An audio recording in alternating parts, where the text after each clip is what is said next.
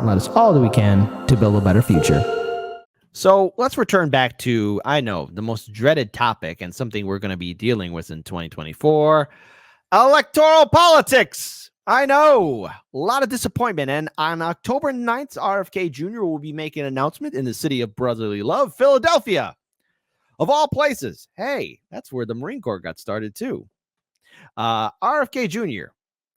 RFK Jr., like Dr. Cornell West, has declared his campaign to be independent. He's going to be running as an independent. He will be dropping out of the Democratic primary and running as an independent, which on paper sounds good. I'm actually glad he's doing that. He should have done that from the beginning. But like Dr. Cornell West, running as a non-affiliate candidate, you do have your own fair share of problems. And while we did cover that article from the New York Times about RFK Jr. maybe going to the Libertarian Party, that is nothing but speculation. And the people who I've spoken to who are part of the Libertarian Party, and I even spoke to a good friend of the show, Larry Sharp, about that as well.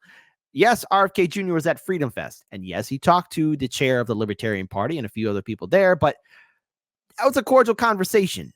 Anything else is up for speculation. And the whole idea of him flirting or going to the Libertarian Party, while there are some libertarians that might like RFK Jr., until he actually says, hey, I'm with the Libertarian Party, or the Libertarian Party says anything, it is nothing but speculation, because then it's falling into the trap of how corporate media wants to portray anyone else that's outside the two-party system as being fringe or causing trouble. And RFK Jr., with his continued campaign, it's gaining another type of attention, because at first now people were assuming with him running as an independent that he is going to take away votes from Donald Trump. But everyone is forgetting how unlikable Joe Biden is, and how weak Joe Biden is, and how senile Joe Biden is, and how out of touch Joe Biden is, and how much of a hypocrite Joe Biden is. Everyone sees it. Everybody knows it. Everyone's talking about it. And this article here, and even some this video segment here that I'll be playing afterwards, RFK Jr. could draw votes from both Biden and Trump. So they keep on smearing him, slandering him again. And he's more than just that. I don't have to agree with RFK Jr. in a lot of things, but corporate media, you could be a little bit more clever. All right, so Democratic presidential candidate RFK Jr. could pull votes from about 1 in 7 U.S. voters, a Reuters poll found.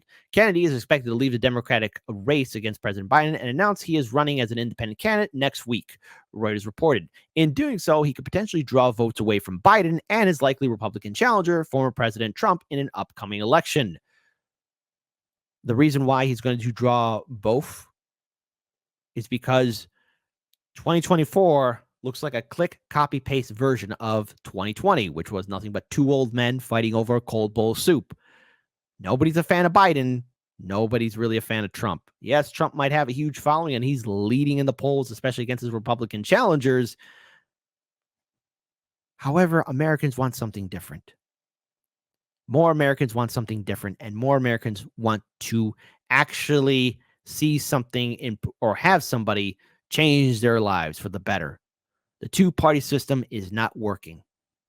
And while both are front runners in their parties, polling showing neither Biden nor Trump are receiving enthusiasm from voters. Lack of that enthusiasm about being the likely nominees.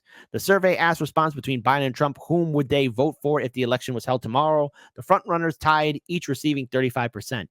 And a race that is expected to be decided by a handful of states, Kennedy entering the mix complicates the outcome for both Biden and Trump. In a hypothetical three-way matchup, Kennedy earned 14%, while Biden fell to 31%, and Trump dropped to 33%. About 9% said they weren't going to vote. That is a huge number in the 2024 presidential election, and 13% said they weren't sure whom they would vote for. So you got 9% that doesn't want to vote, and 13% said that they're not sure whom they will vote for. Kennedy, son and namesake of the assassinated Democrat New York senator and nephew of former President John F. Kennedy, belongs to a family with strong ties to the American political system and benefits from a well-known name. This is true. While he hasn't made much headway against the Democrat frontrunner, Kennedy has appealed to some Democrat voters and has the potential to gain traction among Republicans as well. More respondents in the poll said they had a favorable view of Kennedy than an unfavorable view. Nearly half, 48% of respondents, said they had a favorable view of the lawyer, beating Biden and Trump's 40% each. Comparatively, 38% said they had an unfavorable view of Kennedy, and 14% said they had never heard of him. Well, they probably will now. In his second quarter filings, Kennedy reportedly brought in a total of $6 million to his campaign, $3 million of which was financed in a three-day stretch. The Reuters poll was conducted on October 4th online and surveyed 1,005 adults nationwide with a margin error of 4% points. So I want to pull up this article, this video segment here from Case Study QB. I know it's from our good friends at CNN. Let's play this. Tonight, spoiler, progressive activist Cornell West says he is officially running for president as an independent. He is dropping his Green Party bid. We need you to be part and parcel of wrestling with this corporate duopoly, this two-party system that impedes. And West's announcement comes just days before RFK Jr. is widely expected to announce he's dropping his primary challenge to Joe Biden. I mean, the primary challenge, but not the challenge, because he says he's also probably, we expect, going to run as an independent. All of it happening in what is so far a very tight race. And frankly, every vote is going to matter. Harry Anson's out front now to go beyond the numbers. So Harry, let's just talk about Cornell West, which, by the way, when you talk about him to Democratic insiders, they are very worried. They are. RFK Jr., they're very worried too. They like to say that's a bigger issue for Trump. Maybe that's a bit of a fig leaf, but they're very worried. So where do Cornell West and RFK Jr. poll? Okay. Now, of course, they're going to be dismissive of both Dr. Cornell West and RFK Jr. I covered in an earlier segment about Dr. West in regards to him running as an independent. Yes, there are some benefits, but there's also a lot of other issues to deal with as well. However, he is able to draw in votes just like RFK Jr. They have recognizable names, and their names, be it a write-in ballot or if they secure themselves on the ballot, can exponentially affect how this election will play out. This is evidence enough about why we need to have ranked choice voting, why we need to get money out of politics, and why we need to actually have a true representative government. Case in point, the fight for citizen ballot initiatives and call for the abolishment of all political parties. It needs to happen now. It's what the founding fathers wanted. Okay, so these are two very different cats in terms of where they're polling. RFK Jr. at this particular point is polling in the mid-teens. He's polling in the mid-teens. You compare that with Cornell West, who's only polling at 2%. So the fact is, RFK Jr., in my particular mind, at least at this particular point, seems like he could be a much bigger player in the 2024 campaign than Cornell West is. But then again, 2% ain't nothing either. No, it isn't. And if you look at 2% in what that could mean in certain states and certain places, that could be the whole race, right? You're looking at a country that is deeply divided. A few states matter more than anything in the electoral race. When we say the race between Biden and Trump is close, though, at this point, again, all polls are a snapshot in time. It's like a balance sheet. How close are we talking? We're talking really close. I mean, we could talk nationally where we have a race within the margin of error, maybe Trump slightly ahead. We could talk in sort of an aggregate of the swing states that I have here with maybe Biden slightly ahead. But the fact is, either way you look at it, at this point, we're looking at a very tight race. And that 2% that we spoke about, Cornell West, that might not seem like a lot, but when you have a 1-point race either way, that 2% could make all the difference in the world. And of course, RFK in the mid-teens, that could make a tremendous difference. Well, and they are afraid of that. What matters is having the momentum and follow through and being consistent to actually challenging both parties and to secure ballot access. As an independent candidate, however, what they will also have to deal with is the ongoing attacks by people within the establishment, left and right, that will try and say that they are going to be stealing votes and spoiling the election.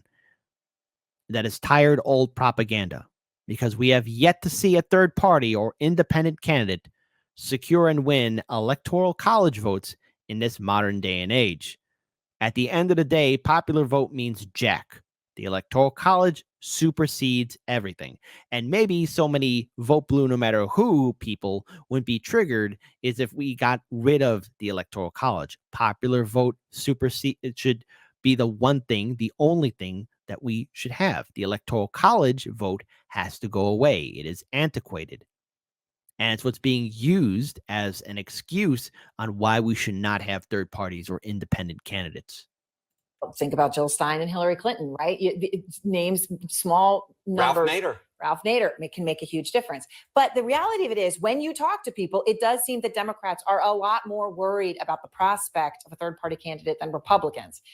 Why is that? Are they right? Well, I mean, the reason that they're worried about it is because Republicans are a lot more enthusiastic about Donald Trump than Democrats are for Joe Biden. So essentially, if you ask them, are you enthusiastic if this person is your party's nominee? We see 78% of Republicans are enthusiastic for Trump. Just 68% of Democrats are enthusiastic for Joe Biden. Now, we'll see how that all translates in 2024. But the fact is, that's the reason why Democrats are worried at this point. All right, Harry, thank you very much. Thank you. And the Democrats should worry because they are incapable of understanding the fact that people are tired of them. And they still are relying on the old goat that is Joe 30330. Because of that, I, for one, embrace and look forward to seeing how this election will play out. Dr. West campaign, I still have so many questions, and I have to ask myself why. Constantly flip-flopping and going from one party to another to declaring yourself independent and having somebody like Peter Dow advise you along the way. I see that campaign being driven off the cliff. I hope I'm wrong, but that looks like that's going to be the case. And as for RFK Jr., same thing will apply as an independent. I'm glad that he left the Democratic primary. He should not have been there in the first place. However, the matter is, and that will be fundamentally important, is securing ballot access. But he's still a viable threat to both Trump and Biden. He is the response, and I think in many ways, for what voters who are maybe not attuned to politics might want to go for. 2024 is going to be an interesting election year. Not the most important, but interesting, most entertaining. People want to see something different.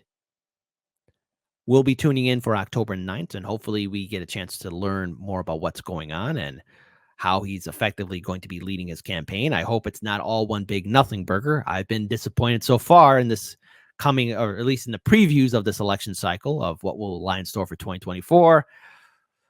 But I hope it gets more entertaining afterwards. We'll be checking it out here at Hard Lens Media, and we'll be giving our thoughts and analysis on it as well. Until then, folks, keep your heads on a swivel. This election year, it's going to start going up a little bit more. Get ready for the propaganda. Just don't be fooled by it.